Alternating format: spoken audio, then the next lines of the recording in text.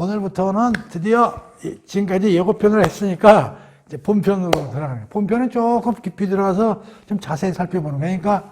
그러니까 본편에서는 큰 악보보다는 이제 좀 세세한 걸 보는 거고, 예고편은 전체 프레임을 보는 거니까 예고편이 굉장히 중요하다. 예고편을 많이 공부를 해놓고 주요 귀절들을 많이 읽어서 전체적인 그 방향이 쓴 다음에 이제 우리가 하나씩 살펴보는 거예요. 자, 1장이죠, 오늘 1장.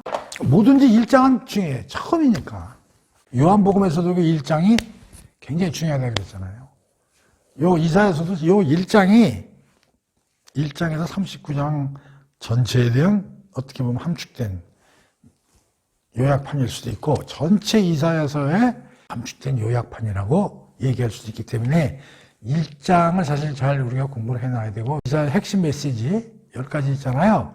다 들어가 있다고. 그리고 그거 하기 전에 우선 1장도 우리가 편의상 분석적으로 하기 위해서 나눠볼 수 있을 수 있는데, 1절에서 18절 이렇게 이제 나눠볼 수 있는 거예요. 그건 너무 이렇게 자세히 나누는 것도 별로 좋지 않지만, 그 다음에 18절에서 31절까지 크게 나눠볼 수 있을 수 있고, 그래서 1장에서 17절까지를 나름대로 이제 주제를 붙여본다면, 남유다의 극심한 죄악상, 고발과 심판에 대한 경고, 이렇게 이제 부제를 붙여볼 수가 있을 것 같아요. 그 다음에 18장에서 31장까지는 죄 사함을 위한 하나님의 변론애로의 초청, 부제를 붙인다면 이 정도로 이제 붙일 수 있다, 그런 얘기예요. 우선 1장 1절. 이것은 아모스의 아들 이사야가 유다와 예루살렘에 관하여 본 환상으로 유다 왕 우시야, 요담, 아하스, 히스기야 다스린 시대의 일이다. 그래가지고 이제 우리가 그 예고편에서 봤지만 시대적 배경이 우시야 왕, 요담 왕, 아하스 왕, 히스기야 왕이 살던 때의 이야기구나. 근데 그때 이사야 선지자가 일을 했었구나. 이렇게 우리가 이해할 수 있다고 그랬죠. 그래서 이제 환상이라는 단어가 나온단 말이야. 꿈하고 환상하고 뭐 비슷하죠. 그런데 이제 환상이라는 거는 약간 비몽사몽간에 어떠한 그 장면이나 이런 걸 봤다, 이게 이제 환상이죠. 그래서 이제 이걸 뭐 여러 가지, 여기 이제 환상으로 이제 번역이 돼 있는데, 어떤 데는 또 이상, 또 계시, 유사한 말로 이렇게 보면 되는데, 여기서 이제 공부할 게 뭐냐면, 지금 이게 우리 보통 선지자서 그러잖아요. 그래서 다른 말로는 뭐라 그래? 예언서 그러죠. 그래서 우리 보통 이사야 선지자 그렇게 얘기하기도 하고, 이사야 뭐 예언자, 뭐 에레미야 예언자 이렇게 얘기하는데, 이 예언이라는 단어에 대해서 우리가 조금 더 좀 세밀하게 공부를 좀 해야 돼요. 예언. 우리가 한번 생각해 봅시다. 이사야가 먼 미래를 예언할 수 있는 능력이 있을까요? 없죠. 뭐 이사야가 뭐 대단하다고 미래를 뭐 종말에 어떤 일이 일어나는지, 뭐 메시아가 언제 오는지 이사야가 무슨 수로 합니까? 누가 알려준 거예요? 그러니까 우리가 자칫 잘못하면 예언자, 선지자 그러면 이건 미래의 일을 예측하는 어마어마한 부담같이 이렇게 착각할 수가 있다고. 그래서 원래는 선지자라는 말은 나는 대언자라는 말이 옳은 것 같아. 대언이라는 건 뭐 다른 사람 말을 대신해 주는 거 아니야. 뭐 선지자, 이사, 예언자, 뭐 에레미야, 미가, 뭐 예언자, 이거보다는 대언자라는 말이, 그래서 어떤 사람은 이 대언자라는 말을 쓰는 사람도 많아요. 근데 나는 이게 더 옳다고 봐. 그러면 오해의 여지가 없잖아. 대언하는 거니까.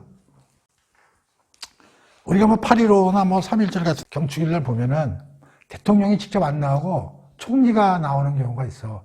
그러면 맨 끝에 어떻게 되냐? 국무총리 대독이라는 말을 쓰거든. 그 대통령의 얘기를 자기가 받아서 대신 읽었다, 이런 얘기잖아. 거기에는 자기 의견이 들어가 있어요, 안 들어가 있어요? 안 들어가 있는 거라고. 그러니까 이 선지자나 예언서는 이게 선지자들이 대언을 한 거야. 누구의 말? 하나님의 말을. 그런데 이 예자에는 크게 한문으로 두 가지 뜻이 있어요. 이런 예자가 있고요, 이런 예자가 있어요. 똑같이 바라보니 예예요, 그냥. 근데 이거는 일기예보, 예측, 예상, 이런 뜻으로 쓸 때 얘기고요. 요 예는요, 예금. 예금할 땐 이해자라 쓰고 이해자, 이해는 똑같은데, 이거는 뭐냐면 그야말로 향후 일어날 일기 예보할 때 그 예자는 이걸 쓴다고 하면 내일 앞으로 일어날 일이니까. 근데 예금을 찾는다 할 때 예금은 뭐야? 내가 맡겨놓은 걸 찾는 거잖아요. 그래서 이 예라는 건 뭐야? 맡기다, 맡겨놓다 이런 뜻이라고. 그러면은 선지자들이 예언하는 건 뭐냐면 이게 아니고 하나님이 주신 말을 내가 받아서 얘기한다 그런 뜻이에요. 그러니까 사람들이 착각을 하는 수가 많아요. 근데 이걸 영어로 말하면 이거는 우리가 보통 foretelling을 이렇게 써. F-O-R-E-T-L-L-I-N-G. 이게 앞일을 말한다는 거예요. 이거는 영어로 말하면 foretelling 그래요. 그리고 해석은 뭐 다 앞일을 얘기하다 좀 이렇게 쓴다고. 근데 이건 뭐요? 좀 유식하게 영어 foretelling. 이건 뭐요? foretell. 다르다고요. 얘도 뭐요? 앞일을 내다보는 게 있고 맡겨놓은 일. 그러면 그러니까 이제 여기서 헷갈리는 게 뭐냐면 예언자들은 하나님의 말씀을 받아서 하는데 그 하나님의 말씀 안에 미래 일이 있는 거야.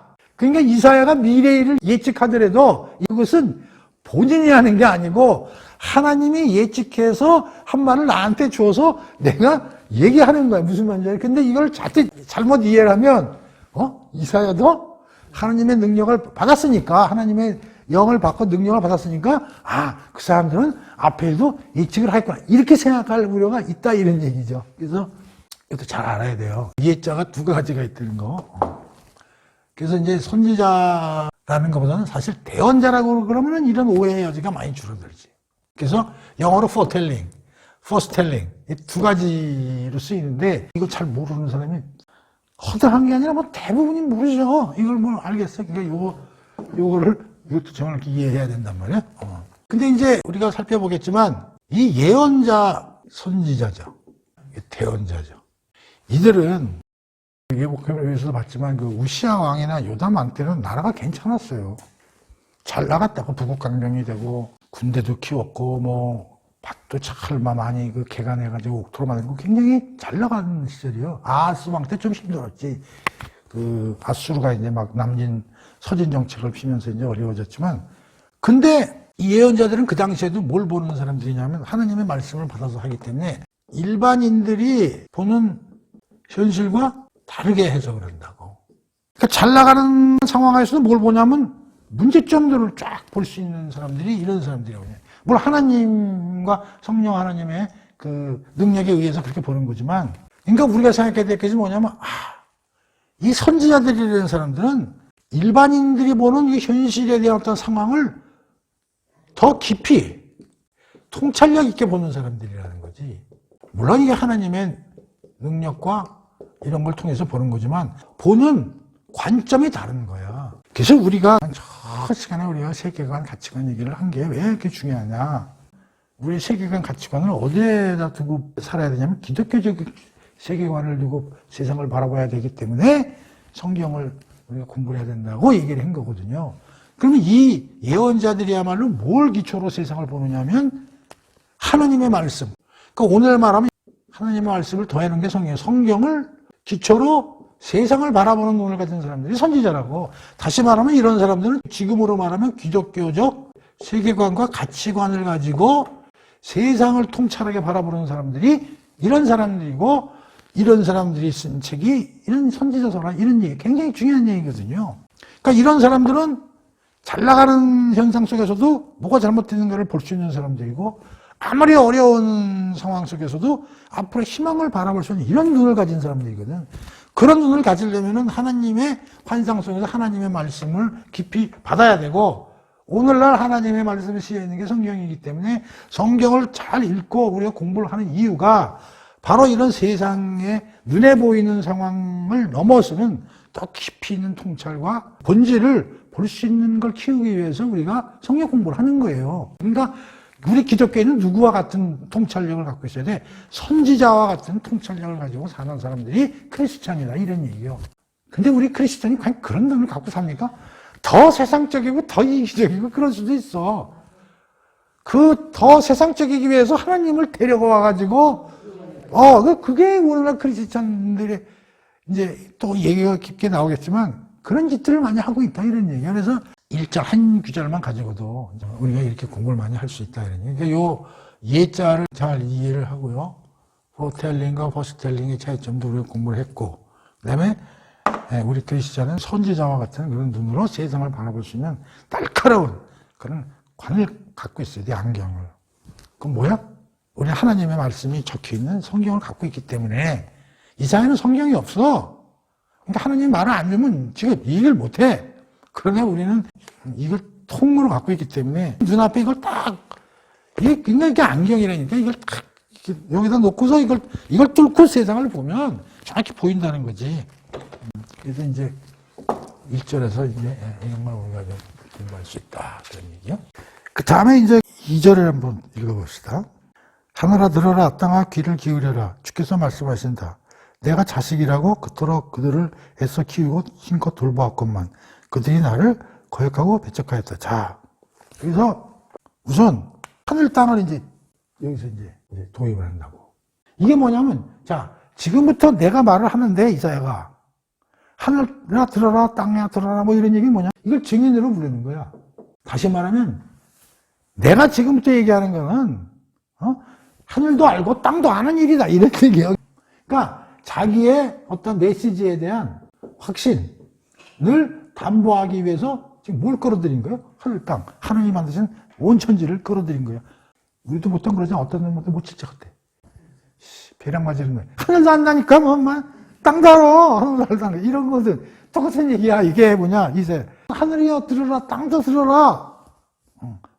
이게 엄청난 얘기를 내가 지금까지 하는데 틀려보면 사실이다 그런 얘기예요.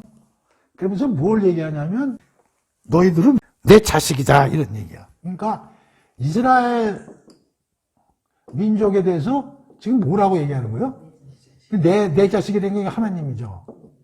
하나님 자식이라는 거예요. 그러니까 이게 뭐냐면 이게 엄청난 얘기잖아요.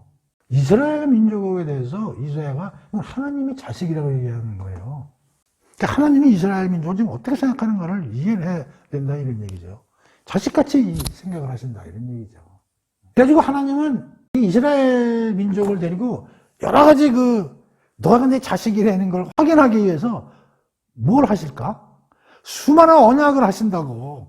예를 들면 창세기 공부했지만 아브라함 불러가지고 아브라함한테 12장에서 무슨 얘기면 아브라함한테 언약을, 이게 엄청나게 중요한 언약이잖아요. 뭐 내가 너를 높게 하고 너에게 뭐 수많은 땅을 너가 갖게 하고 민족의 아버지가 되게 하고 모든 인류의 복의 창고로 너를 만들고 뭐 이런 얘기를 하시잖아요. 그게 유명한 아브라함 언약이잖아요. 그 다음에 이제 아브라함하고 뭐 여러 가지 했잖아요. 횃불 언약도 하고요. 할례 언약도 하시고요. 사실 이전에도 많은 걸 하죠. 아담하고 언약이란 말은 안 하지만 내가 생명나무는 너한테 줄 테니까 먹고 선악과는 손대지 말아라. 그러면 나는 너와 영원히 교제하고 너와 영원히 같이 에덴 동산에서 같이 함께 교제하면서 살 거다. 이게 행위 언약이에요, 사실은. 행위 언약 때문에 또 무슨 언약합니까? 노아 언약 하잖아요. 그건 일반 언약이지만 또 신내산에서 모세하고 한 게 아니라 전 이스라엘 민족들하고 신내산 계약을 하잖아요. 여기서 제일 중요한 게 뭐냐면 나는 너의 하나님이고 너는 나의 백성이다. 이런 얘기거든요. 그 위에 또 다윗 언약, 어마어마한 언약들을 하시잖아요. 근데 여기서 중요한 게 뭐냐면 왜 근데 성경에서는 그걸 계약이란 말을 안 하고 언약이란 말을 쓰느냐. 계약은 당사자 간에 대등한 입장에서 계약을 맺을 때 너는 이걸 하고 너는 이걸 해야 돼. 이런 건데 이 언약이라는 말을 쓰는 거는 인간은 에덴 동산에서 타락한 이후에 언약을 하나님 맺을 대상자조차가 안 돼. 그 배반한 애들이잖아. 그 배반한 사람하고 하나님이 무슨 언약의 의미가 있겠어. 그런데도 하나님이 하신다는 얘기는 뭐냐면 이 언약은 그야말로 하나님이 일방적인 자기가 확실하게 행하시겠다는 자기 확약 의무가 있다고. 그러니까 우리는 이 계획을 엄청나게 깨면서 살지만 하나님은 깨실 수가 없는 거야. 당신의 그 지위와 능력이 있는데 이 하나하나를 전부 막말로 하나님이 없어지기 전까지는 계속 지켜야 된다는 사실이지. 그러니까 이런 걸 통해서 하나님은 이스라엘 민족을 자식으로 생각했다는 거예요. 하나님은 이스라엘 민족에 대해서 우리가 공부해야겠지만 왜 회복의 메시지를 계속 던지느냐. 계속 야단을 치지만 당신이 한 언약이기 때문에 얘네들을 끝까지 책임. 부모는 그런 게 있는 것 같아. 자식을 낳는 건 사실 죄야, 부모가. 끝까지 책임을 질 수밖에 없는 거야, 엄마, 아빠로서는. 걔가 아무리 뭐 나를 버리고. 그러니까 야단을 치더라도 끝까지 어떻게 돼? 꼬리를 못 넣는 거야. 그냥 눈물로. 그런 거거든요. 다시 말하면 이스라엘 민족은 하나님의 뭐요? 하나님의 가족이라는 거야. 그렇게 생각을 한 거야. 생각을 했는데 그들이 나를 거역하고 배척했다는 거야. 그러니까 이것들이 거부하고 이게 배척한 거죠. 이게 죄죠, 이게. 그러니까 아담의 후손님이 명확한 거야, 이게. 4절 보세요. 무슨 단어가 나와요? 아, 슬프다. 그렇지, 그거야. 그러니까 여기서 하나님이 무슨 토가 나와? 아, 슬프다. 아, 슬프다라는 걸 사람들이 그냥 지나가. 해석하는 사람들이 강해. 이게 어마어마한 얘기라고. 하나님이 입에서 슬프다는 얘기가 나오는 거야. 그러니까 엄마 입장에서 자식이 슬프다. 내가 쟤를 왜 낳나? 그러니까 하나님, 내가 쟤네들 왜 자식을 낳았나? 그 슬프다라는 말 속에는 뭐가 들어있냐면 너무너무 사랑했기 때문에 그걸 배반한 거에 대해서 그냥 저쪽까지 그냥 쟤처럼 안 되는데 쟤 왜 저런가? 그런 탄식인 거야. 그러니까 슬픈 게 진짜 일반적인 누가 죽어서 슬프고 이런 개념이 아니라 사랑의 기스가 가서 오는 그런 데서 나오는 게 슬픔이라는 용어거든요, 이게. 그러니까 여기서 우리는 2절에서 우리가 알 수 있는 건 뭐냐면 이스라엘이 어떤 민족이고 어떤 그 지위를 갖는가에 대해서 우리가 알 수 있는 거예요. 하나님의 자식이다. 그런데 배반을 한 거죠, 이제. 그러면서 그 배반에 대한 근거와 이유를 뭐라고 이제 되냐면 3절이죠. 소나 나귀도 주인을 안 낳는 거예요. 근데 얘네들은 어떻게 되는 거냐면 주인을 알지도 못하고 깨닫지 못하고 또 한술 더 떠. 아랑곳하지 않는다.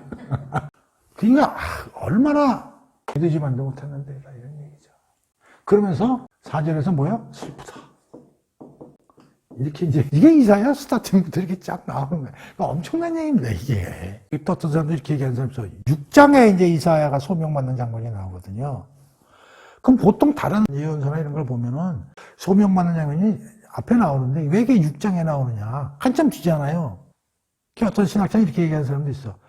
하도 죄가 많아서 급해서 소명받기 전에 이거부터 우선 쓰지 않으면 안 되는 그런 이사야가 심정이 있어서 소명은 늦게 나올 수밖에 없잖아요. 그러니까 이거는요, 죄의 아주 심각성이 지금 빨리 대수술 작업에 들어가지 않으면 안 되기 때문에 병원에서 원래대로 하려고 그러면은 진단을 하고 스케줄 잡고 보호자 불러가지고 수술 사인하고 이렇게 해야 되는데 딱 보니까 이거 완전 응급 중에서 응급 환자니까 일단 그 사람이 누구고 뭐 깡패인지 뭐 누구지 모르게 일단 수술대 올려놓고 일단 하는 거야. 지금 막 날래법석 났는데 그 사람 신원 알아보고 뭐 이런 심정인 거지 이게 지금.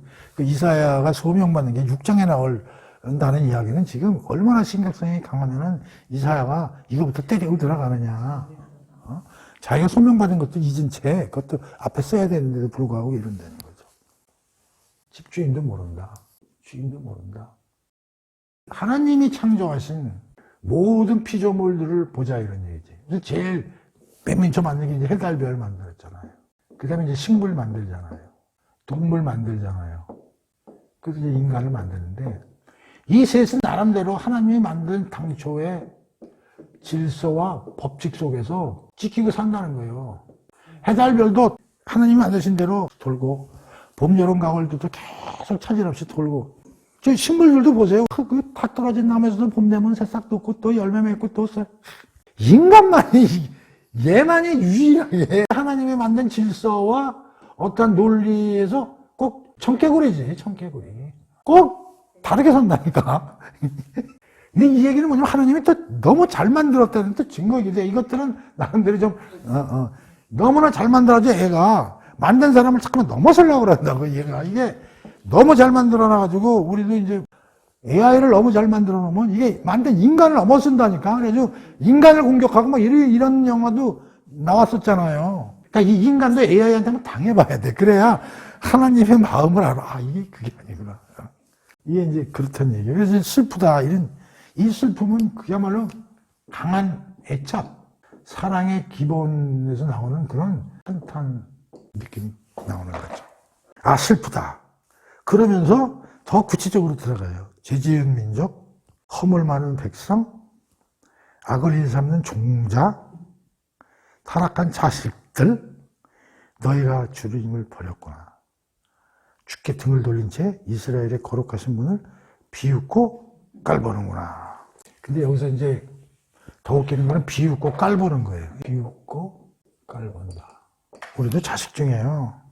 차라리 부모 안 보고 부모 없는 걸 생각하고 이렇게 지내는 애들도 있지만 더 괘씸한 건 뭐냐면 계속 부모는 있다 그러면서 계속 깔보고 다니는 거야.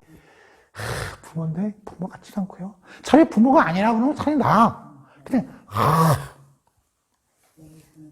막 이런 거 있죠. 막 부모는 막 깔보고 막 진 누르고 막 버러지보다도 못하게 막 부모를 막 이렇게 귀찮아고.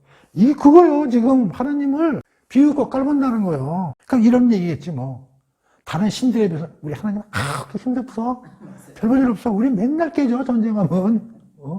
이런 거요. 맨날 야단만 치고 능력도 없고 얼굴 보여서 보여주지도 않고 막 계속 비웃고 깔보는 거예요. 그러면서 제사는 또 지내요. 뒤에 가면 제사 엄청나게 지냅니다.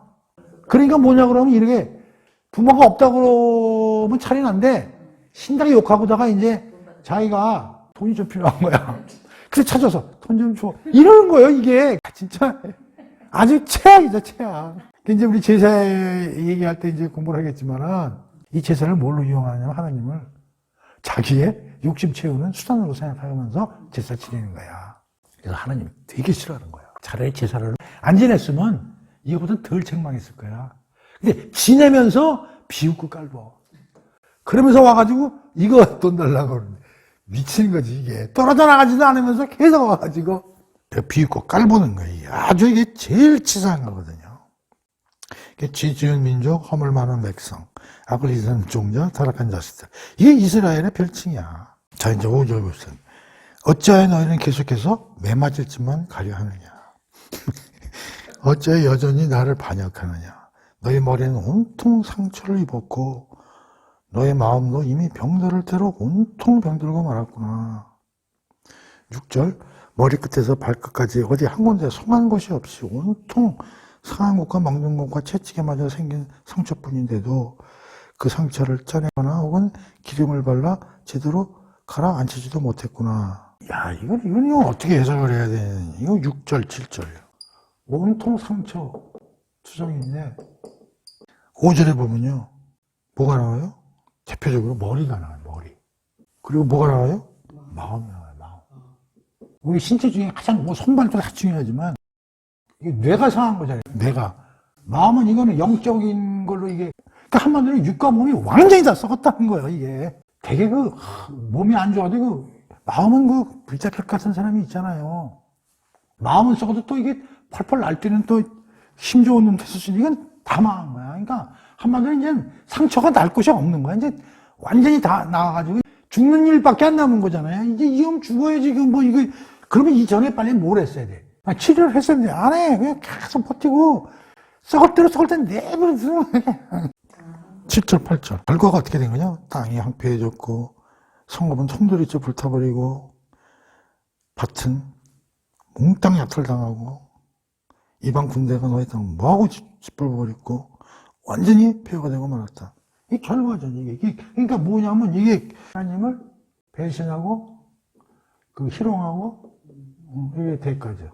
그러니까 사실 이사야서 공부할 것도 없어요. 1장에서 벌써 끝난다니까. 그래서 이사야서 1장이 어떻게 보면 모든 이사 전체의 축소판이라고. 여기서 지금 뭐가 나와? 하나님이 어떤 분인가가 이미 나왔고 자식으로 삼은 그들의 죄값이 이미 이렇게 리얼하게 우리 주제에 벌써 순서대로 쫙 지금 다 나오고 있어요, 지금. 이 땅은 누가 준 땅이냐? 이거 하나님이 이거 얼마나 어렵게 해서 준 땅이야. 가나안 땅 거인족들 미사일 탱크가 막막한 가나안 땅에 힘도 없는 여호수아하고 갈렙을 통해서 들어가게 해서 그 전쟁도 얘네들 하나 총칼도 없는 애들을 하나님이 전부 해서 이기게 해가지고 그 땅을 만들어 준 거 아니야. 좋은 땅이 아니에요. 그런데도 불구하고 적과 꿀이 흐르는 땅으로 하나님 만들어서 이렇게까지 수천년 거쳐서 지금 이게 살린 거 아니에요. 그래서 지금 참 약탈당했다는 거 아니에요, 지금. 다른 분들 아주 다 지금. 그리하여 내 딸 시온은 포도원의 초막 같고 참외 벌써 원두막 같으며 대적들에게 에워싸인 성을 같아서 겨우겨우 남아있을 뿐이로구나. 그래서 시온은 내 딸로 표현하죠. 시온은 내 딸로. 왜 딸로 표현한 거야? 그만큼 사랑스럽다는 거죠. 시온은 하나님의 성전이 있는 곳이죠. 우리가 시온에 대해서는 앞에서 이제 공부했죠. 시온은 두 가지 시온을 알아야 된다. 이정적인 시온과 현실적인 시온. 오케이? 지금 여기서 황폐했지만 시온의 회복과 영광은 뒤에 엄청 많이 나온다 그랬어요. 근데 시온이 지금 어떻게 됐다는 거예요? 포도원에는 지금 뭐가 있어야 돼? 나무가 있고 포도가 열매가 있어야 되는데 하나도 없고 초막 하나 지어놓은 그거만 달랑 하나 남아있고 황폐해졌다는 거 아니에요. 참외밭에도 원두막 하나만 남아있고 대적들에게 에워싸인 성읍 같아서 겨우겨우 명령만 유지하고 있구나, 이제 그런 얘기죠. 그래서 여기서 겨우겨우 남아있을 뿐이다 하는 말이 이게 주목해야 된다고. 9절. 전능하신 만군의 주께서 우리 가운데 얼마를 그나마라도 살아남게 하지 않으셨더라면 우리는 벌써 소돔공처럼 되고 고모라 성읍처럼 되어 땅 위에서 흔적조차 사라지고 말 것입니다. 니들 이미 파멸되고 이 우주에서 사라졌어야 된 이미 사망, 선고를 받은 게 아니라 사망이 실천됐었다는 거지. 그런데 어떻게 돼? 남은 자의 사상 몇 번 주제예요? 7번. 남은 자들은 여기서 나오는 거예요. 내가 그때 살려놨다는 거예요. 몇 명이라도 데리고 가려고. 10절. 너희 소돔의 지도자들아 주님의 말씀을 똑똑히 들어라. 너희 고모라 백성들아 우리 하나님의 교훈에 귀를 기울여라. 그러면서 하나님이 들으라고 그래도 이야기하시는 게 이게 하나님이라니까.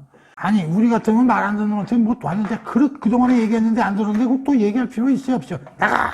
그럼 그만이잖아요. 근데 또 들으라고 또 하셔요. 그래서 또 다시 또 뭐가 잘못됐는지 또 지적을 하신다. 이 지적은 뭐야? 돌아왔으면 좋겠다 이런 뜻이죠. 너희가 뭐 하려고 이 같은 재물을 내게 바치느냐? 너희가 아무리 많은 재물을 바친들 그것이 내게 무슨 유익이 있단 말이냐? 이제 나는 너희가 태워버리는 수장과 살찐 짐승의 기름기가 지겹기만 할 뿐이다. 나는 수송아지, 어린 송아지, 염소의 피가 조금도 기쁘지 않다.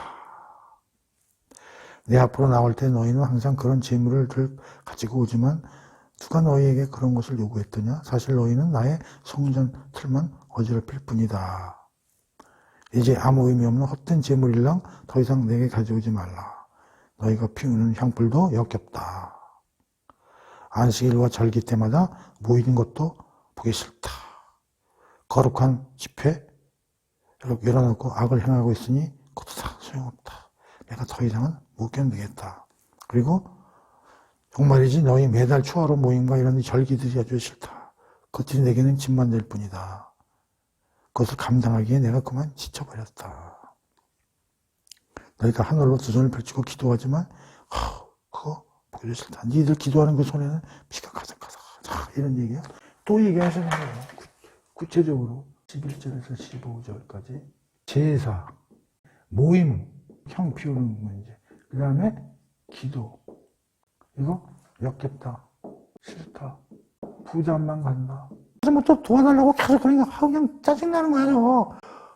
자, 여기서 이제 제사 얘기가 나왔기 때문에 이게 엄청 중요한 얘기거든요. 이 제사는 오늘날 뭐하고 같아요? 오늘 예배 같은 거. 다시 말하면 예배 플러스 종교 행위, 종교 행사 이런 거하고 비슷한 거예요. 제사 관련해서는 창세기에 가인과 아벨의 제사. 가인은 하나님이 안 받죠. 아벨은요, 받죠.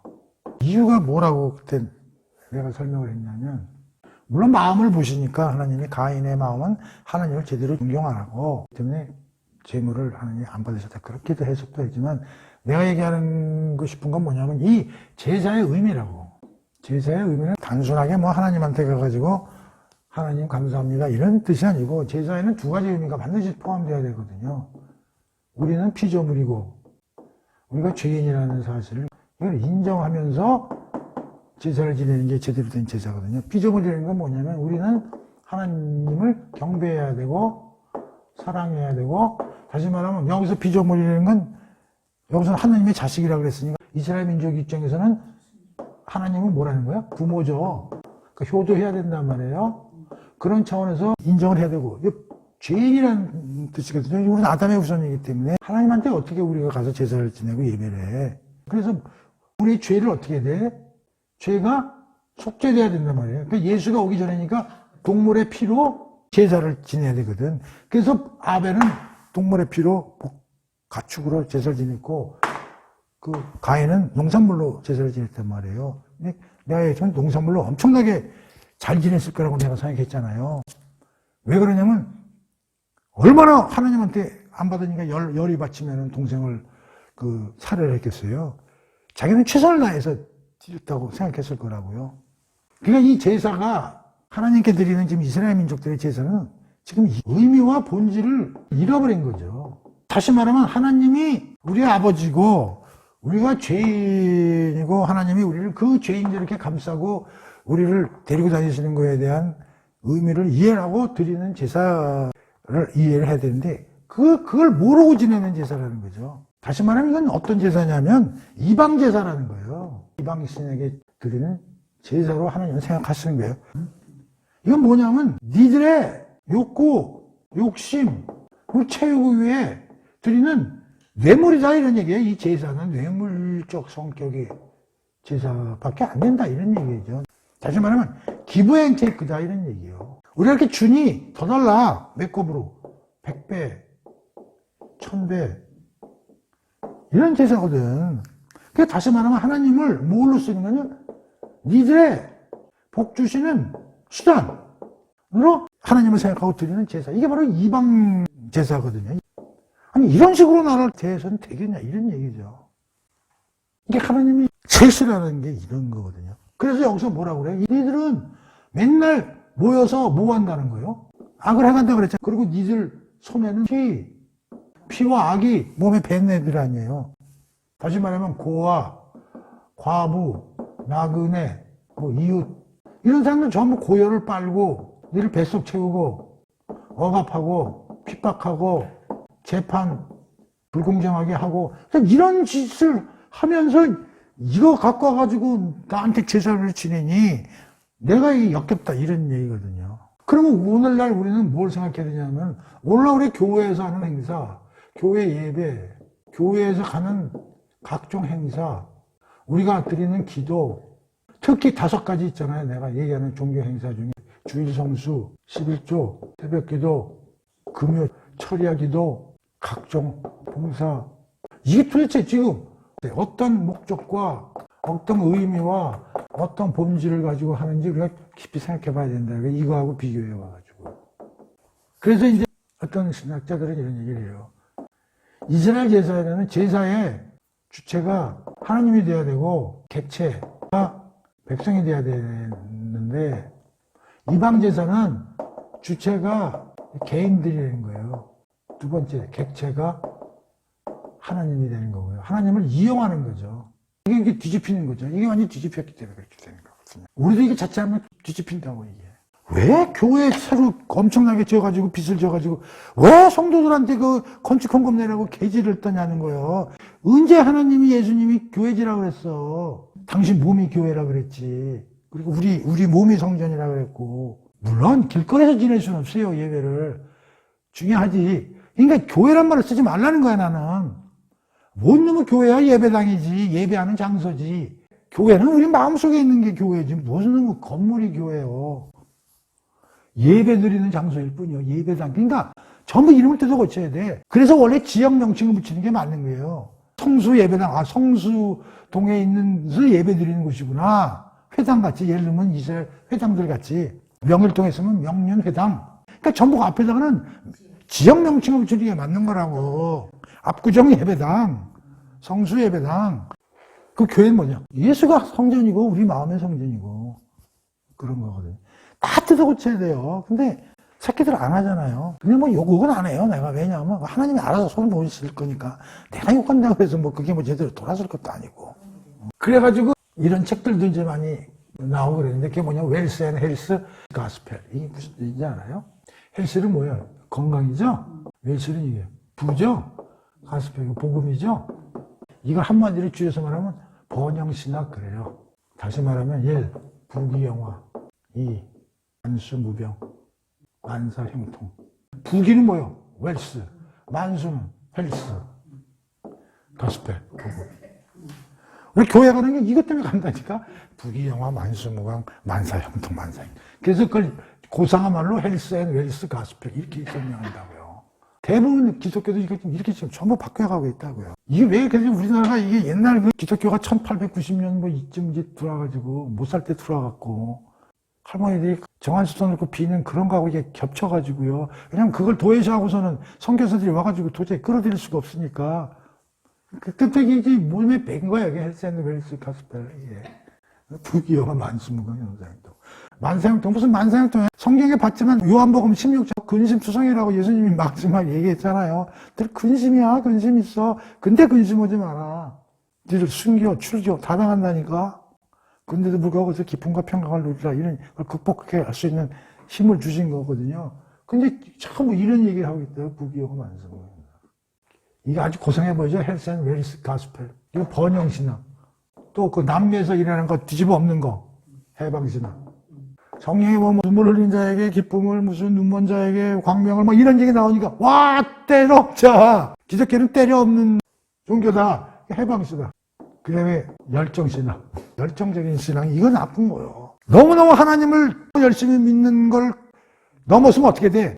집구석은 무너져갔는데 남들이 도와주고 다니고 교회 모임이래 모이면 다 쫓아다니고 집구석은 지금 애들은 밥을 쫓을 굽고 있고 남편이 지금 설거지하고 앉아있어서 큰 철학교회 한다고. 열정적인 신앙이 누구한테 열정? 하나님하고 예수님을 너무나 열정적으로 사랑하는 나머지 다른 것들은 다 집어치우고 여기에 미쳐가지고 날뛰는 게 열정신학이잖아요. 되게 자기는 어마어마한 신앙을 가진 사람. 근데 그거 이외에는 전부 신경도 안 쓰는 거예요. 돈도 집까지 팔아가지고 전부 교회에다 갖다가 바치고. 예수님이요, 하나님이 집 팔아서 교회 갖고 오라는 얘기 한 적이 없어요. 왜 집을 팔아가지고 교회에다 갖다 돈을 줘요? 그럼 교회에다 돈을 주면 누가 먹나? 목사가 먹어버리지. 하나님이 먹나? 하나님은 돈이 필요가 없는 분이라니까. 해방신앙. 누구야? 정광훈이 얼핏 보면 굉장한 것 같죠. 또 신비주의 신앙. 골방에 들어앉아가지고 맨날 그냥 성령이 임해가지고 그냥 자기는 봤다 뭐 해서. 그리고 인본적인 신학. 성경을 그냥 지멋대로 해석해가지고 그냥 역사 비평학 이런 거 전부 동원해가지고 인본주의 신학. 전부 하나님을 빙자해가지고 전부 이상한 것들이 다. 이게 얼마나 많은데요. 이게 앞으로 뭐 어떻게 발전할지는 나도 몰라요. 이런 거거든요. 그 대표적인 게 헬스 앤 웰스 신학이거든요. 해방신학, 번영신학. 하나님이 그런 거 싫다는 거예요. 그런 짓 하지 말라는 거죠. 기독교 잘못 믿으면 완전 이상한 데로 가요. 다른 뭐 공자 맹자 논어는요 잘못 읽어도 괜찮아요. 불교도 마찬가지고요. 이 기독교는 이상하게 빠지면요 이상한 일들이 벌어지는 거거든요. 16절부터 이제 또 재미난 반전이. 여기 보면 그러므로가 나오잖아요. 그러므로가 나올 필요가 없잖아요. 야 니들 그러니까 난 작살내고 없앨 거야. 그럼 끝나는 거죠. 그럼 여기서 봐봐요. 10절에 귀담아 들어라. 귀담아 들으라는 얘기가 나는 16절하고도 연관이 되는 거로 보는 거예요. 왜 다시 제사 지적을 해가면서 이거 얘기하기 위해서 그렇게 한 거예요, 사실은. 그러므로 어떻게 되는 거예요? 자, 이제 이렇게 하자, 좀 부탁하는 거예요. 자, 야, 이렇게 해보면 어때? 그러면서 뭐라 그래요? 자, 여기 단어가 씻고, 깨끗이 하고, 그치고, 그만두고, 또, 그 다음에, 옳은 일 하기를 배우고, 실현하고, 도와주고, 열심히 변호하고, 변론해주고. 제발 아까 같은 그런 짓 그만하고 좀 이렇게 하면 안 되겠냐 그런 얘기죠. 이건 소극적 입장이죠. 뭘 하지 말라는 거 아니에요. 이거는 적극적으로 뭘 하라는 거죠. 그러니까 우리 기독교인은 뭘 안 하는 것도 중요하지만 뭘 또 해야 돼. 이거 하는 걸 하나님이 제일 좋아하는 거야. 그거 배워라 좀 제발. 성경 공부 좀 제발 하라고. 그리고 그걸 제대로 좀 실천해 좀 실천하고. 자, 그래서 이제 이게 17절까지 여기서 그지 남유다의 극심한 죄악상 고발과 심판을 경고하는 거.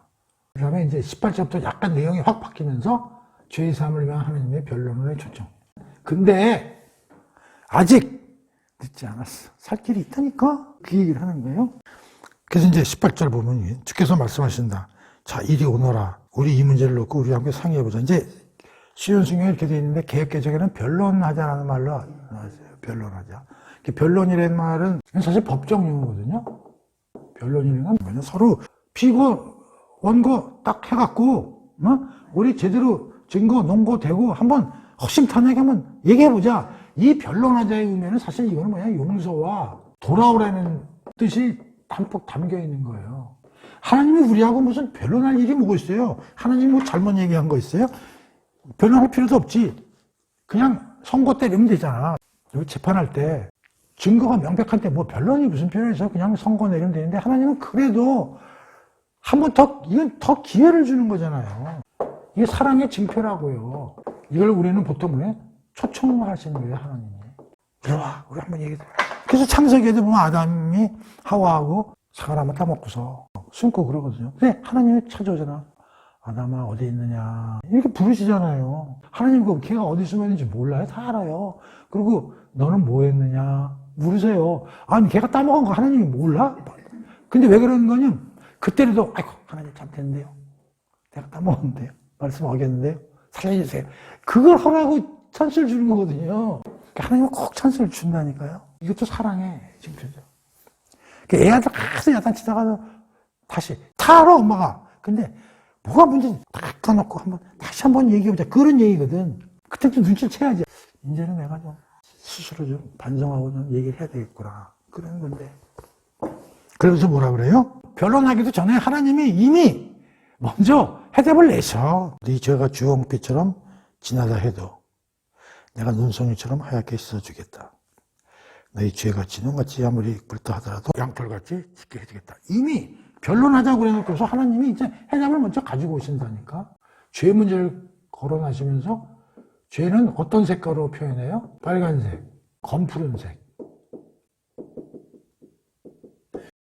네 죄가 주홍빛처럼, 그 다음에 진홍같이. 이게 빨간색, 검푸른색이거든요. 죄가 이런 색깔로, 이게 상징적인 표현이죠.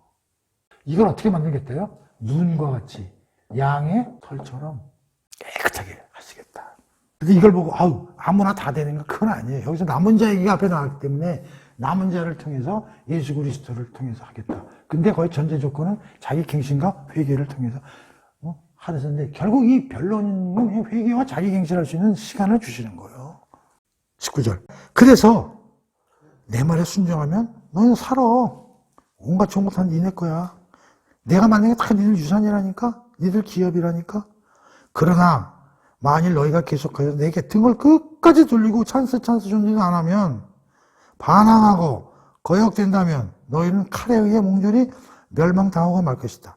명심해라. 이는 주께서 친히 하신 말씀이다. 자, 그런데 성경에는 심판이 굉장히 무서운 얘기들이 많이 나와요. 심판은 여기는 무서운 끔찍한 어떤 결과나 상징들이 많이 포함되어 있는데 이걸 잘 해석해야 된다고. 우선 심판은 정결하기 위한 거라고 얘기를 했어요. 다시 말하면 다시 새로운 건물을 짓기 위해서 심판하시는 거고, 여기서 끝까지 버틸 때 어쩔 수 없이 형벌로 체인지 될 수밖에 없는 거죠. 하지만 이것은 이렇게 생각하면 동전 앞뒷면이라 여기에 속하지 않으면 여기 당연히 일로 갈 수밖에 없는 그런 생각을 해야 되지, 하나님은 기본적으로 심판하고는 안 어울리는 분이에요.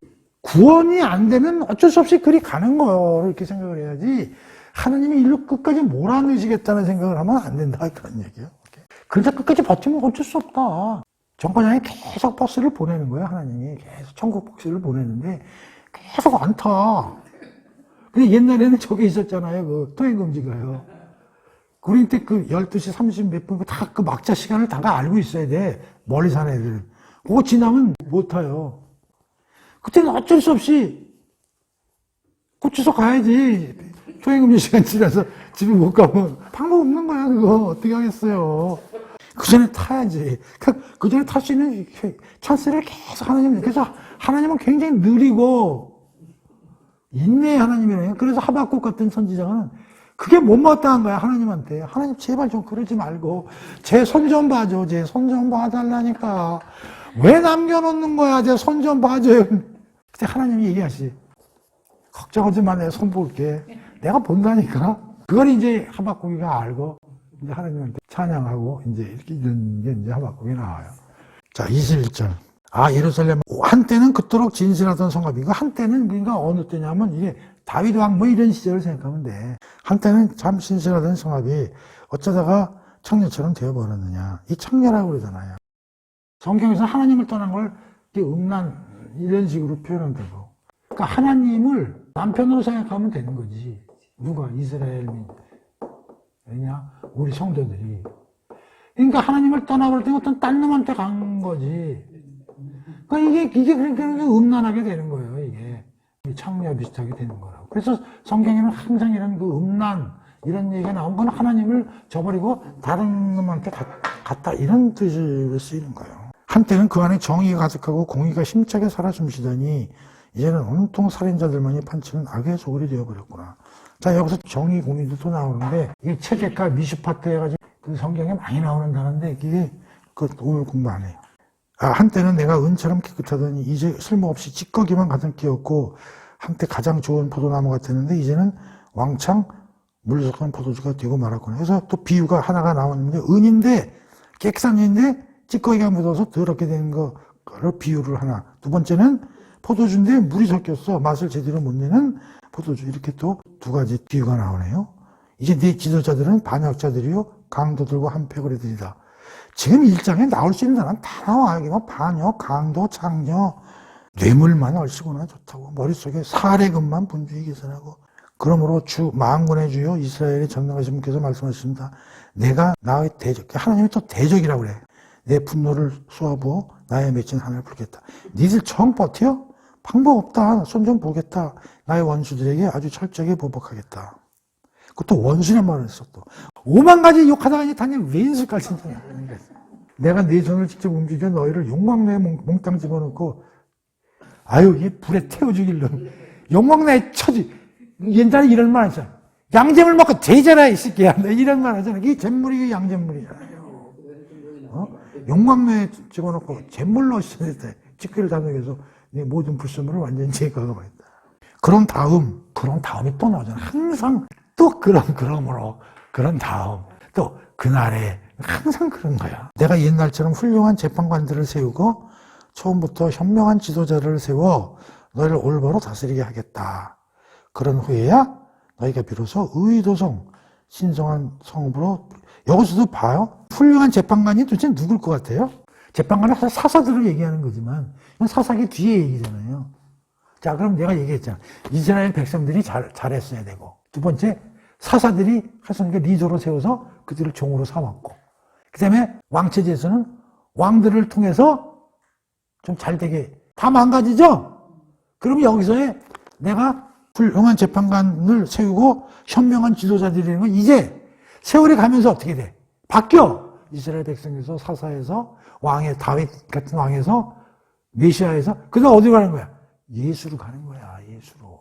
물론 다 계획을 해놓은 거지만 창세전에 쫙 이게 여호와의 종이 쫙 흐르듯이 여기서의 재판관과 여기서의 훌륭한 지도자. 그래서 신명기에 보면 모세과 같은 너의 후손 중에 한 지도자를 내가 세워 이런 말이 나오거든. 그 예수를 지칭하는 거거든요. 이게 똑같은 비슷한 의미라고. 그런 후에야 비로소 의도성 신실한 성경. 이게 뭐요? 새하늘 새 땅, 시온의 회복, 성령. 이게 만들어진다 그런 뜻이에요. 그때 시온 또 나와. 정의로 구속함을 받을 것이요 회개하고 죽게 돌아온 시온의 백성들은 공의로 구속함을 받게 될 것이다. 시온은 회복되고 모든 사람들이 구원을 받게 될 것이 되는 거야. 그런데 어떤 사람들이야 대상이 회개하고 돌아온 시온의 백성들. 자, 그러니까 여기 벌써 메시지 중에 지금 다 나오고 있어. 지금 여기 10가지가 지금 몽창 다 나오고 있다고. 시온 나왔지, 신실한 성읍 나왔지, 남은 자 나왔지, 훌륭한 지도자 나왔지, 여기 죄 나왔지, 그다음에 여기 또 회복시켜주고 죄를 사해준다는 거 나왔지. 몸절이 다 나온다고. 이게 1장이 그래서 이게 압축판이라고. 그러나 끝내 거역하는 반역자들에게는 악을 일삼는 죄인들은 모조리 멸망할 것이고 주님들을 저버린 자들도 모두 패망하게 될 것이다. 서목시록 24장 최후의 심판에서 나오고 또 66장 마지막에 뭐라고 그래? 도성 밖에 나가서 봤더니 말 안 듣는 애들이 지체로 뒹굴고 벌레들이 계속 뜯어먹고 그 벌레들이 영원히 죽지 않는 벌레. 이거요. 그걸로 다시 또 표현한 거요. 그 다음에 그날에 항상 그날에 뒤에 그런 다음 그날에 너희는 상수리 나무 아래에서 즐거이 우상을 섬기기 때문에 크게 수치를 당할 것이고 동산 기슭에서 기뻐하며 이방신들을 숭배한 일 때문에 큰 창피를 당할 것이다. 우방신 따라다니는 들은 다 멸망하겠다는 게. 그런데 여기 보면 여기 상수리 나무 아래라고 나왔죠? 이게 뭐냐면 이 상수리 나무가 이방 신들 조각품에 쓰여. 그러니까 이 상수리 나무가 나오면 일단 이방 신하고 관련된 거예요. 그리고 또 그 상수리 나무 아래 주로 산당들이 많이 있고, 그러니까 상수리 나무 근처에 산당들이 좀 있었던 거고, 그 다음에 이 상수리 나무를 잘라서 아세라 산 같은 그 우방 신들을 만들고 이랬던 이제 그 역사적인 사실이 있는 거죠. 또한 그날에 너희는 잎사귀 가시 들어 말라 죽은 상수리 나무처럼 될 것이고 물이 없어 바짝 마른 동산같이 될 것이다. 그때 너희 가운데 가장 강한 자일지라도 어떻게 부식깃, 부식깃은 그 불쏘시개 감이 될 것이고 그가 행한 일은 불티가 될 것이다. 그래서 이 둘이 함께 불에 활활 타는데도 그 불은 끝까지 없습니다. 자, 이거 불 얘기가 나오잖아요. 그 베드로후서에 보면은 마지막 불의 심판하고도 이제 연결이 되는 거예요. 자, 그래서 1장이 끝나는 거예요. 그러면 자, 1장에서 우리는 10개 메시지 다 찾을 수 있겠죠, 이제? 그거요. 기가 막히잖아요. 1장이 합축판이란 말이에요. 그래서 오늘은 이 1장 가지고 공부를 했는데 재밌죠? 그래서 오늘 이제 한번 1장을 우리 예고편 다음에 이제 본 게임으로 들어가서 한번 봤는데 상당히 재밌어요. 그래서 오늘은 여기까지 공부하는 걸로